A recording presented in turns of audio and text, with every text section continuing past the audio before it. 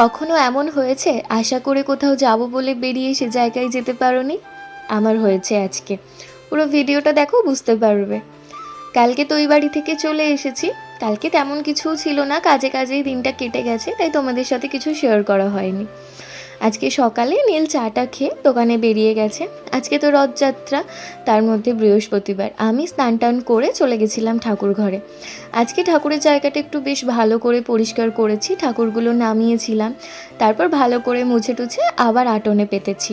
ঘট পাতাও হয়ে গেছে। আজকে বৃহস্পতিবার, আমি জল শঙ্খটা ভালো করে মুছে তারপর সিঁদুর লাগিয়ে ফুল দিই। প্রতি বৃহস্পতিবার দিনকেই এটা করি। আচ্ছা, এই হলুদ ফুলটার কি নাম তোমরা কি কেউ বলতে পারবে? আমাকে তাহলে কমেন্ট করে জানিও।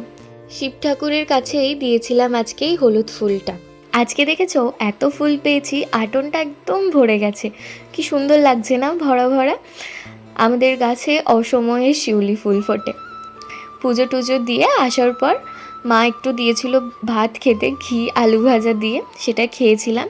তারপর রেডি হয়ে আমি আর নীল বেরিয়েছিলাম। আমাদের একটা নিমন্ত্রণ ছিল, কিন্তু মাঝ রাস্তায় শুরু হয় বৃষ্টি। আর নীল দোকান থেকে এতটাই লেট করে এসেছে যে বৃষ্টি থামার পর যাব ওইটুকু টাইমও আর ছিল না। সেজন্য আজকে বাধ্য হয়েই আমরা সেখানে যেতে পারিনি। সত্যি মানে এতটা খারাপ লাগছে, কোনো মানুষ আশা করে নিমন্ত্রণ করেছে আর সেই নিমন্ত্রণ রক্ষাটা আমরা করতে পারিনি।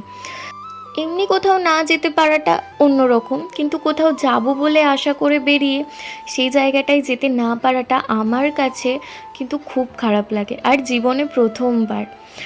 এরপর গেছিলাম বালাজিতে, দুজন মিলে বিরিয়ানি খেয়ে তারপর বাড়ি এসেছি। খাওয়া দাওয়ার পর বেরিয়ে একটু ঘুরে ঘুরে বাড়ি আসছিলাম। জগন্নাথ দেবের দর্শনও পেয়েছি রাস্তায়। রথ বেরিয়ে গেছিলো তখন, যেহেতু বিকেল হয়ে গেছিলো। 2-3টে রথ দেখলাম তখন বেরিয়েছিল বলে। তারপর আমরা বাড়ি চলে আসি। আর রাতের বেলা আমাদের পাড়া থেকেই রথ বেরোয়।